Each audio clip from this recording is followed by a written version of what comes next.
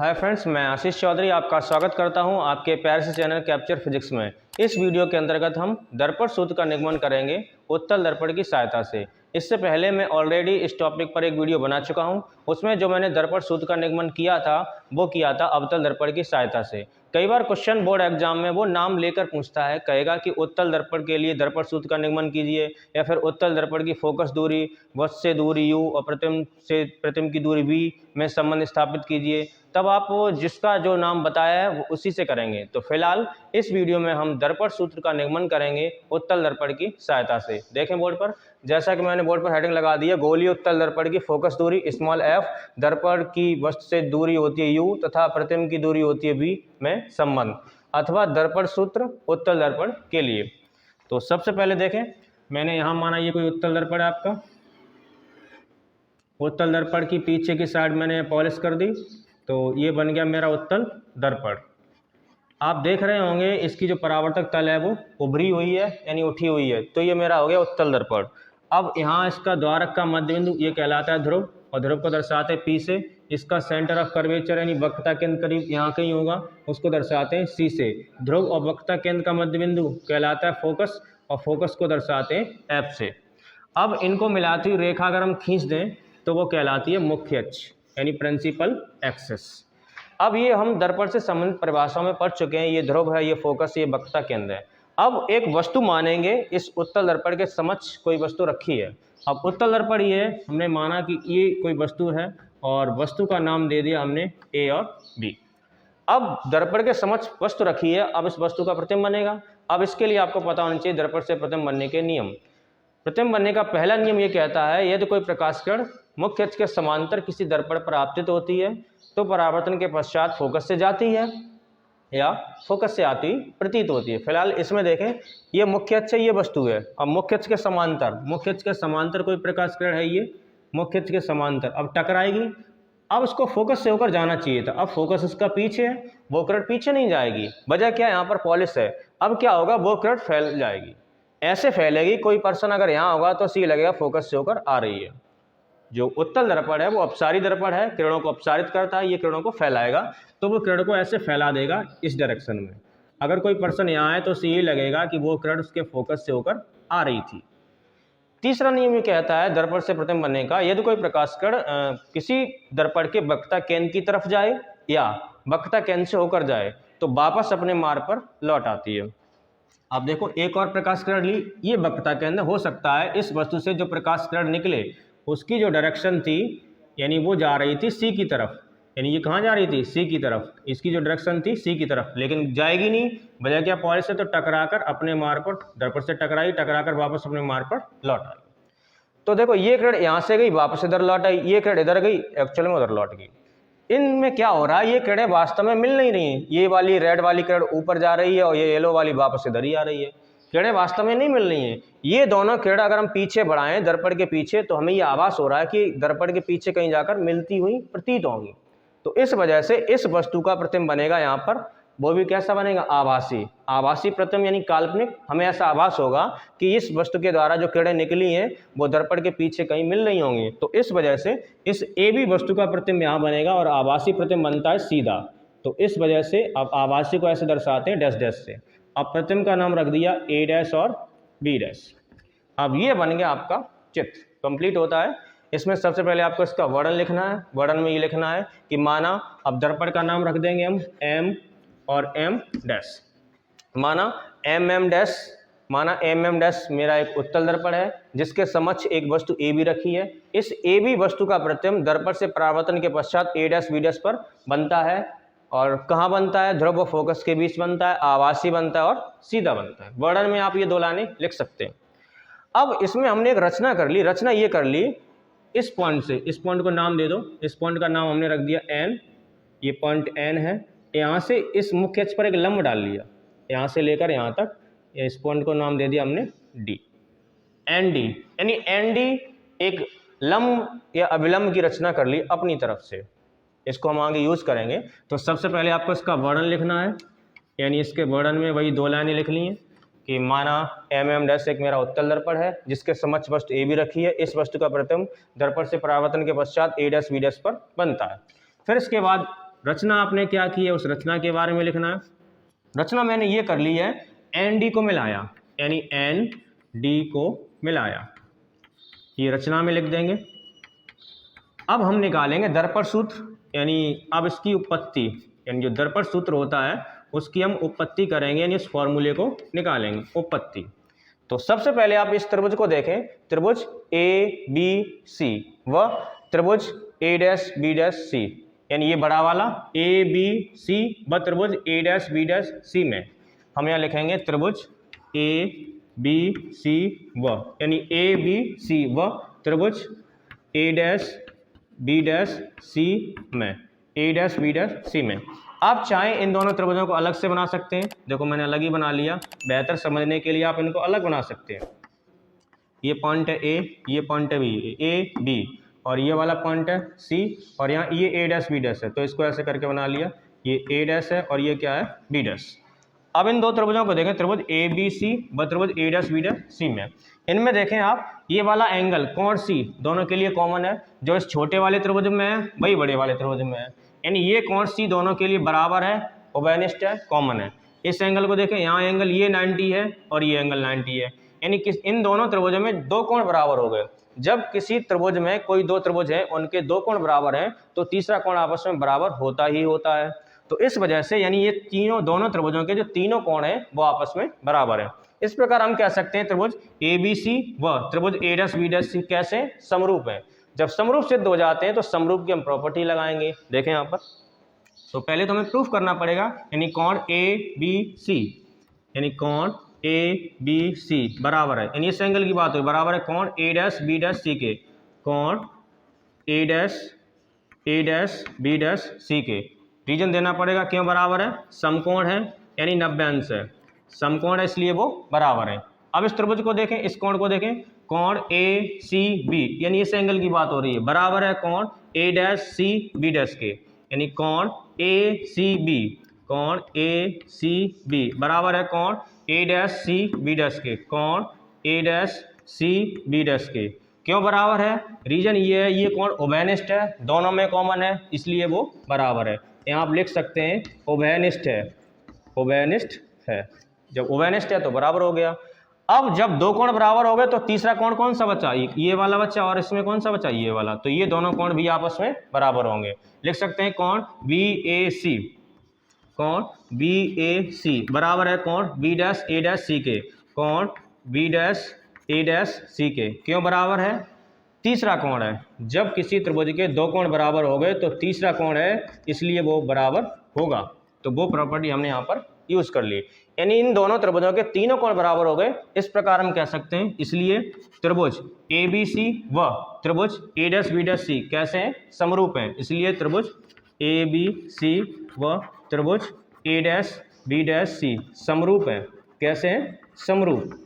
जब समरूप सिद्ध हो जाते हैं तो समरूप की प्रॉपर्टी ये लगती है, कोई दो त्रिभुज अगर समरूप हैं तो उनकी जो भुजाएं हैं वो अनुपातिक होंगी, मतलब एक त्रिभुज का लंब बट्टे दूसरे का लंब, एक त्रिभुज का आधार बट्टे दूसरे का आधार, एक त्रिभुज का कर्ण बट्टे दूसरे का कर्ण। इसको हम कहते हैं भुजाएं अनुपात में हैं या फिर उनकी भुजाएं आनुपातिक हैं। तो ये दोनों समरूप हो गए। अब ये 90 अंश है, 90 अंश के सामने वाली भुजा होती है कर्ण, यानी बड़े वाले त्रिभुज ए बी सी के लिए कर्ण हो गया ए सी, और छोटा वाला त्रिभुज ए डैश बी डैश सी, ये 90 अंश इसके सामने कर्ण हो गया ए सी, यानी ये कर्ण हो गया और कोण के सामने ये लंब हो गया, ए डैश बी डैश लंब इसमें हो गया और इसमें लंब हो गया ए बी, और बचा क्या, आधार, तो इसमें आधार हो गया बी सी और इसमें छोटे वाले में आधार हो गया बी डैश सी। तो हम लगाएंगे बड़े वाले त्रिभुज का लंब, बड़ा वाला त्रिभुज क्या है ए बी सी, इसका लंब है ए बी बट्टे छोटे वाले त्रिभुज का लंब ए बी बट्टे ए डैश बी डैश। तो उस प्रॉपर्टी को हमने यूज किया ए बी बट्टे ए डैश बी डैश, यानी इसका लंब बट्टे इसका लंब बराबर। अब बड़े वाले का लंब आपने ऊपर रखा है तो बड़े वाले का आधार भी ऊपर रखेंगे, तो बड़े वाले त्रिभुज का आधार है बी सी, तो यहाँ रख दिया हमने बी सी अपॉन छोटे वाले त्रिभुज का आधार, छोटा वाला त्रिभुज ये इसका आधार क्या है बी डैश सी, तो हमने यहाँ पर रख दिया बी डैश सी, समीकरण नंबर 1। यानी हमने इसको और इसको यानी इन दोनों त्रिभुजों को समरूप सिद्ध करके वो प्रॉपर्टीज को हमने लगा लिया। अब इस प्रकार आप त्रिभुज इनको देखें, गौर करें जरा, त्रिभुज एन डी एफ व त्रिभुज ए डैश बी डैश एफ, ये वाले दो बन रहे त्रिभुज देखें, एन डी एफ व त्रिभुज ए डैश बी डैश एफ, यानी एक ये वाला और एक ये वाला। इसमें देखो ये एंगल 90 है, इसमें ये एंगल 90 है, ये एंगल कोण एफ दोनों में कॉमन है, ओवेनिस्ट है, तो जब दो कोण बराबर है तीसरा कोण आपस में बराबर होगा ही होगा। इसी प्रकार हम लिख सकते हैं त्रिभुज एन डी एफ व त्रिभुज ए डैश बी डैश एफ समरूप हैं। जब ये समरूप हैं तो इसमें भी हम यही प्रॉपर्टी लगाएंगे, इनकी भुजाएं कैसी होंगी, अनुपातिक होंगी। इसी प्रकार हम लिख सकते हैं, इसी प्रकार गौर करें, त्रिभुज एन डी एफ, त्रिभुज एन डी एफ, ये डी लिखा है, एन डी एफ व त्रिभुज ए डैश बी डैश एफ, त्रिभुज ए डैश बी डैश एफ समरूप है, समरूप है। तो इसमें भी बड़े वाले त्रिभुज का लंब क्या है, एन डी, तो यहाँ पर हम लगेंगे लंब एन डी बट्टे छोटे वाले त्रिभुज का लंब क्या है, ए डैश बी डैश, तो N D upon A dash B dash is equal to बड़े वाले त्रिभुज का आधार है डी एफ, बड़े वाले त्रिभुज का आधार है डी एफ अपॉन छोटे वाले त्रिभुज का आधार, छोटे वाले त्रिभुज का आधार है बी डैश एफ, तो यहाँ रख देंगे हम बी डैश एफ, इसको डाल देंगे हम समीकरण नंबर 2। यानी हमने इसको और इसको समरूप करके प्रॉपर्टी लगा ली, फिर इसको और इसको समरूप करके वो समरूप की प्रॉपर्टीज को हमने यूज कर लिया। अब हम ये जानते हैं दो समांतर रेखाओं के बीच की दूरी हमेशा बराबर रहती है। अब उस प्रॉपर्टी को हम इसमें इस्तेमाल करेंगे। देखें, ये मुख्य अक्ष है, ये मुख्य अक्ष के समांतर लाइन है ए एन, यानी ए एन समांतर किसके है, बी सी के। जब ए एन बी सी के समांतर है तो जितनी साइड ए बी है उतनी साइड कितनी होगी, एन डी, यानी एन डी किसके बराबर है, ए बी के। क्यों बराबर है, ये दोनों समांतर रेखाएं हैं और समांतर रेखाओं के बीच की दूरी हमेशा बराबर होती है। तो यहाँ हम लिखेंगे चूंकि ए एन, चूंकि ए एन ये समांतर, समांतर का साइन है, ए एन समांतर है बी सी के, ए एन समांतर है बी सी के, इसलिए हम लिख सकते हैं एन डी बराबर ए बी, यानी N D is equal to क्या रख सकते हैं, ए बी। अब एन डी देखो समीकरण 2 में है, तो एन डी की जगह हम क्या रख देंगे, ए बी। इसके बाद यहां से, इसके बाद इधर से देख लेंगे हम, इसके बाद यहां से समीकरण 2 से, इसके बाद समीकरण 2 से, समीकरण 2 से देखें, समीकरण 2 में एन डी है, एन डी की जगह हम क्या रख देंगे, ए बी, तो हो जाएगा ए बी बट्टे ए डैश बी डैश बराबर डी एफ बट्टे B D F, B dash F. तो एन डी की जगह क्या आ जाएगा, ए बी, तो यहाँ रख देंगे ए बी बट्टे A dash B dash, A B बट्टे ए डैश बी डैश बराबर डी एफ अपॉन क्या लिखा है, B dash F, B dash और एफ। इसको हम डाल देंगे इक्वेशन नंबर 3। ये हो गया मेरा समीकरण नंबर 3। यहाँ तक निकालने के बाद अब हम ऐसा एक केस मान सकते हैं जो हमारा दर्पण है वो बहुत छोटा हो, यानी दर्पण छोटे से मतलब है दर्पण का द्वारक छोटा हो। तो जब दर्पण का द्वारक छोटा होगा, इसको यहाँ समझें, जब दर्पण का द्वारक छोटा है, सपोज दर्पण ये है, अभी दर्पण आपने इतना बड़ा लिया है, तब द्वारक कितना बड़ा है, जब दर्पण का द्वारक छोटा है मतलब दर्पण छोटा होगा। तो ये पॉइंट एफ यहाँ है, सपोज दैट एफ पॉइंट यहाँ है, ये पॉइंट एफ है, ये पॉइंट क्या है, एफ, और ये पॉइंट क्या है यहाँ पे द्वारक पे, ये क्या है, पोल यानी पी, और ये पॉइंट यहाँ पे, और यहाँ से जब आपने लंब डाला था एन से, जब आप यहाँ से लंब डालोगे, एन से लंब क्या डालोगे, डी, जब एन से आप लंब डी डालोगे तो जो डी पॉइंट है, गौर करना, वो पी के करीब आ जाएगा, यानी तब जो एफ पी और एफ डी इसमें कोई ज़्यादा फर्क नहीं रह जाएगा, यानी जब आप यहाँ से लंब डालोगे तो जो डी पॉइंट है वो पी के लगभग करीब आ जाएगा, तब एफ पी और एफ डी में कोई ज़्यादा फर्क नहीं रह जाएगा। अभी दर्पण बड़ा लिया आपने तो इतना डिफरेंस आ रहा है, जब दर्पण आप छोटा कर दोगे तो ये डी पॉइंट करीब पी के करीब आ जाएगा, तो एफ डी लगभग किसके बराबर होगा, एफ पी के। ये केस बन सकता है जब दर्पण द्वारक छोटा हो। अब दर्पण अगर आप और छोटा कर दोगे, ये पॉइंट यहाँ पर एफ होगा और यहाँ पॉइंट ये पी होगा, यहाँ से जब आप लंब डालोगे तो डी पॉइंट, जो डी पॉइंट है वो पी के लगभग करीब ही आ जाएगा, तो इस वजह से एफ डी लगभग किसके बराबर होगा, एफ पी के, यानी एफ डी किसके बराबर होगा, एफ पी के। ये केस बन सकता है जब दर्पण छोटा हो, जब दर्पण छोटा हो तो ये डी पॉइंट करीब यहाँ आ जाएगा, तो एफ डी और एफ पी में कोई ज़्यादा फर्क नहीं रह जाएगा, लगभग वो बराबर मान सकते हैं। तो देखें यहाँ पर, तो उस प्रॉपर्टी को हम यहाँ पर यूज करेंगे यदि दर्पण का द्वारक छोटा हो। गौर करेंगे इधर, यदि दर्पण का द्वारक बहुत छोटा है, यदि दर्पण का द्वारक, यदि दर्पण का द्वारक बहुत छोटा हो, जब दर्पण का द्वारक बहुत छोटा होगा तब हम क्या लिख सकते हैं, एफ डी लगभग किसके बराबर होगा, एफ पी के, या पी एफ लगभग किसके बराबर होगा, डी एफ के। तो हम लगभग लिख सकते हैं जो एफ डी यानी एफ डी लगभग किसके बराबर होगा, एफ पी के। एफ डी लगभग किसके बराबर होगा, एफ पी के। अब देखो एफ डी कहाँ मेरे पास, एफ डी या डी एफ ये है, यहाँ देखें एफ डी या डी एफ ये है, एफ डी या डी एफ ये। अब एफ डी या डी एफ की जगह हम क्या रख सकते हैं, एफ पी। अब समीकरण 3 से एफ डी या डी एफ की जगह हम क्या रख देंगे, एफ पी या पी एफ, समीकरण 3 से। इसके बाद हम लिखेंगे समीकरण 3 से। तो समीकरण 3 दे मेरा ये है A B upon A dash B dash. देखें यहाँ पर ये लिखा है A B upon A dash B dash, ये लिखा है बोर्ड पर देखें, A B upon A dash B dash is equal to. अब डी एफ या एफ डी उसकी जगह हम क्या रख देंगे, एफ पी। क्या रख देंगे, एफ पी अपॉन ये क्या लिखा है, बी डैश एफ, यहाँ लिखा है बी डैश एफ। इसको डाल देंगे समीकरण नंबर 4। अब आप समीकरण 1 को देखें और समीकरण 4 को देखें, गौर करें।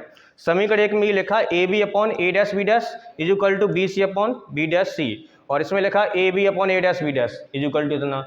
दोनों की जो एल एच एस है यानी दोनों का बायां पक्ष है वो बराबर है, तो हम आर एच एस यानी दोनों के दायां पक्ष को बराबर कर सकते हैं। यहाँ लिखेंगे समीकरण 1 व 4 से, समीकरण 1 व 4 से। समीकरण 1 व 4 से दोनों का लेफ्ट हैंड साइड बराबर है, तो हमने राइट हैंड साइड को बराबर कर दिया। यहाँ लिख देंगे हम B C upon B dash C, B C upon B dash C is equal to, यहाँ लिखा है F P upon B dash F. इसको डाल देंगे समीकरण नंबर 5। अब इस पर जरा गौर करनी है, इसके बाद तो फिर कैलकुलेशन है। देखें यहाँ पर बी सी मेरे पास कहाँ है, बी सी ये है, बी पॉइंट ये है और सी पॉइंट ये है। देखो बी वस्तु है, बी क्या है वस्तु, और सी क्या है यहाँ पर वक्रता केंद्र। तो बी सी को हम लिख सकते हैं B P plus P C, यानी बी सी को हम क्या लिख सकते हैं, B P plus P C. अब ऐसा क्यों कर रहे हैं, हम इसको जोड़ रहे हैं ध्रुव से। किससे जोड़ रहे हैं, ध्रुव यानी पी से जोड़ रहे हैं। वजह क्या, पी से जोड़ेंगे, दूरियां पी से ही मेजर करते हैं। ध्रुव से बस तक की दूरी होती है यू, और ध्रुव से प्रतिबिंब तक की दूरी होती है वी। ध्रुव से वक्रता केंद्र तक की दूरी होती है वक्रता त्रिज्या आर, और ध्रुव से फोकस तक की दूरी होती है फोकस दूरी। तो इस वजह से इन सभी दूरियों को हम कनेक्ट कर रहे हैं पी से। जब पी से कनेक्ट करेंगे तभी हम वैल्यू को लिख पाएंगे। तो इसमें पी है, इससे हम जानते हैं एफ पी यानी फोकस से ध्रुव तक की बीच की दूरी होती है फोकस दूरी, तो हम यहाँ पर लिख देंगे। अब इन सबको हम यहाँ पर कनेक्ट करेंगे पी से। तो ये लिखो देखो बी सी को हम लिख सकते हैं B P plus P C. तो बी सी की जगह हम लिख दिया बी पी और plus P C upon B P plus P C upon ये लिखा है बी डैश सी, ये मेरे पास है बी डैश सी। अब बी डैश सी ये है बी डैश सी, इसको हम लिख सकते हैं P C minus P B dash. गौर करना जरा, ये बी डैश सी है, इसको हम लिख सकते हैं P C minus P B dash. यानी पूरी लाइन में से अगर हम इतनी लाइन काट दें तो ये तो टुकड़ा बचेगा। अब टुकड़ा ये बचेगा, इससे क्या होगा, मेरा ये पी से कनेक्ट हो जाएगा। अब बी सी की वैल्यू अभी आप पता नहीं पाते, ये वस्तु है, ये वक्रता केंद्र है, ये सॉरी ये प्रतिबिंब है, ये वक्रता केंद्र है। तो प्रतिबिंब से वक्रता केंद्र तक की दूरी हम जानते ही नहीं क्या होता है। तो इस वजह से हमने इसको पी से जोड़ रहे हैं। हम इसे पी से इसलिए जोड़ रहे हैं कि हम दूरियां पी से हम इसको लिख देंगे, फिर वो क्या होती है। अब बी डैश सी को हम लिख सकते हैं P C minus P B dash, यानी P C minus P B dash is equal to F P या पी एफ। इसको हम नहीं बदल रहे, वजह रीजन ये है क्यों, एफ पी ये होता है फोकस दूरी, अब पी से जोड़ा है, इसमें पी आ रहा है, इसको हम कैलकुलेट कर लेंगे यहाँ से, इस वजह से। तो इसको हमने वही रखा F P upon B dash F. अब गौर करना बी डैश एफ कहाँ है, बी डैश एफ ये है, ये बी डैश एफ है, ये बी डैश एफ। अब इसको हम पी से जोड़ना, तो हम इसको ऐसे लिख सकते हैं P F minus P B dash, यानी पूरी इतनी लाइन में से अगर हम इतना काट दें तो ये टुकड़ा बचेगा P F minus P B dash, B dash F, यानी इतनी साइड को हम लिखेंगे P F minus P B dash. तो हम लिख देंगे पी एफ माइनस यानी P F minus P B dash, P B dash. अब क्या करेंगे, मान रख देंगे चिन्ह परिपाटी से। मान रखने पर देखो मान रखेंगे बीपी देखें बीपी ये ध्रुव है, ये बी वस्तु है, तो ध्रुव से वस्तु तक की दूरी को दर्शाते हैं यू से। अब वो ध्रुव के बाईं ओर है तो यहाँ पर आ जाएगा माइनस का यू, यानी ये ध्रुव है, ये वस्तु है, तो ध्रुव से वस्तु तक की दूरी को दर्शाते हैं यू से। अब ध्रुव के बाईं ओर है तो इस वजह से बीपी की जगह यहाँ पे क्या आ जाएगा माइनस का यू, ये प्लस लगा, हमने प्लस लगा दिया पी सी। अब पी ये सी, अब ध्रुव से वक्रता केंद्र तक की दूरी होती है वक्रता त्रिज्या, और वक्रता त्रिज्या को दर्शाते हैं कैपिटल आर से। अब वो ध्रुव के दाहिनी ओर है तो इस वजह से वो वैल्यू होगी प्लस की, तो पीसी की जगह हम क्या रख देंगे, प्लस का आर अपॉन पीसी। अब पीसी फिर आ गया, ध्रुव से वक्रता केंद्र तक की दूरी वो क्या है, R is equal to minus PB dash. गौर करना, पीबी डैश, पीबी डैश ये ध्रुव है, पीबी डैश ये बीबी डैश क्या है, वस्तु, सॉरी प्रतिबिंब, पीबी ये ए बी डैश क्या है, प्रतिबिंब। तो ध्रुव से प्रतिबिंब तक की दूरी होती है वी, ये हम चिन्ह परिपाटी में बड़ी आसानी से पढ़ चुके हैं। ध्रुव से प्रतिबिंब तक की दूरी को दर्शाते हैं वी से। अब वो ध्रुव के दाहिनी ओर है तो इस वजह से वो होगा प्लस का, तो पी बी डैश की जगह हम क्या रख देंगे, वी, क्या रख देंगे, वी, वी रख दिया is equal to F P. गौर करना, एफ पी ध्रुव से फोकस तक की दूरी होती है फोकस दूरी। अब फोकस दूरी को दर्शाते हैं स्मॉल एफ से। अब ध्रुव के दाहिनी ओर है तो इस वजह से वो होगा स्मॉल एफ, कैसा, प्लस का, अपॉन एफ पी या पी एफ, एफ पी या पी एफ वो भी क्या है फिर फोकस दूरी, तो यहाँ रख देंगे हम एफ और माइनस पी बी डैश। गौर करना, P B dash, P B dash ये ध्रुव से प्रतिबिंब तक की दूरी कहलाती है वी, ध्रुव से प्रतिबिंब तक की दूरी को दर्शाते हैं वी से। अब वो उधर है तो इस वजह से कैसा होगा, प्लस का, तो यहाँ रख देंगे वी, पी बी डैश क्या रख देंगे, वी। अब हम जानते हैं आर बराबर, अब हमारा जो दर्पण सूत्र है वो है 1/f is equal to 1/v plus 1/u। अब उसमें f है, u है, v है, r नहीं है, तो r को हम रिप्लेस करेंगे। हम जानते हैं r वक्रता त्रिज्या, r इज इक्वल टू क्या होता है, 2 गुणा फोकस दूरी, तो r की जगह हम क्या रख देंगे, 2f, r की जगह क्या रख देंगे, 2f। बस थोड़ा और बच्चा यहाँ लिखें, तो माइनस यू प्लस, गौर करना, r की जगह क्या रख देंगे, 2f, minus you plus 2f upon, अब r की जगह क्या रख देंगे, 2f, 2f, 2f, गौर करना, और ये लिखा माइनस का v, 2f माइनस का v इज इक्वल टू, इधर क्या है f upon f minus b, तो यहाँ लिखा है f upon f minus b। अब क्या करेंगे, क्रॉस मल्टीप्लिकेशन कर देंगे, यानी इसका इससे मल्टीप्लाई, इसका इससे मल्टीप्लाई। तो देखो पहले हम लिख लिए रहे माइनस का u प्लस 2f और इज इक्वल टू इसका गुणा हम इससे करेंगे f माइनस का b। देखो इसका मल्टीप्लाई इससे होगा इज इक्वल टू, यहाँ पे f है और इसका ये हो जाएगा 2f और माइनस का b, 2f माइनस का b, मल्टीप्लाई कर दो। देखो इसका मल्टीप्लाई इससे, फिर इसका मल्टीप्लाई इससे, इसका मल्टीप्लाई इससे, फिर इसका मल्टीप्लाई इससे। तो देखो माइनस और plus minus, minus plus minus, u का f से करेंगे तो माइनस का u f, अब माइनस और माइनस प्लस, अब u का v से करेंगे तो हो जाएगा u v। देखो अभी मैंने u का गुणा किया, u का मल्टीप्लाई किया f से, फिर u का मल्टीप्लाई किया v से। अब f का मल्टीप्लाई करेंगे 2f का f से, फिर 2f का करेंगे v से। अब प्लस और प्लस प्लस, तो यहाँ लगा देंगे प्लस, 2f का मल्टीप्लाई जब हम करेंगे f से तो यहाँ हो जाएगा 2f स्क्वायर, 2f स्क्वायर। अब plus minus minus, plus minus minus, अब 2f का v से करेंगे तो 2fv या 2vf, 2fv, यानी LHS में जो मल्टीप्लाई वो पूरा होता है, इज इक्वल टू RHS में क्या है, f का मल्टीप्लाई पहले 2f से करेंगे तो f का 2f से मल्टीप्लाई करेंगे तो ये हो जाएगा 2f स्क्वायर, और माइनस प्लस माइनस f का v से करेंगे तो हो जाएगा fv। अब देखो यहाँ पे कुछ कट रहा है, 2f स्क्वायर LHS के इधर भी है इधर भी है, पक्षांतर करके इधर लाओगे माइनस का हो जाएगा, कट जाएगा, आप ऐसे काट सकते हैं। अब माइनस का f भी है, इधर ले आओ, यहाँ ये देखो ये लिखा है माइनस का uf, माइनस का uf प्लस uv, और यहाँ लिखा है माइनस का 2vf या f भी एक ही बात है, और माइनस का f भी इधर आके किसका हो गया, प्लस का, तो यहाँ पे होगा प्लस का vf या fv इज इक्वल टू 0। अब देखो ये जोड़ घट जाएगा, माइनस का 2vf और प्लस का vf, माइनस 2 में से प्लस 1 गया तो 1 बचेगा ही नहीं माइनस का, तो यहाँ हो जाएगा माइनस का uf प्लस uv और माइनस का vf इज इक्वल टू 0।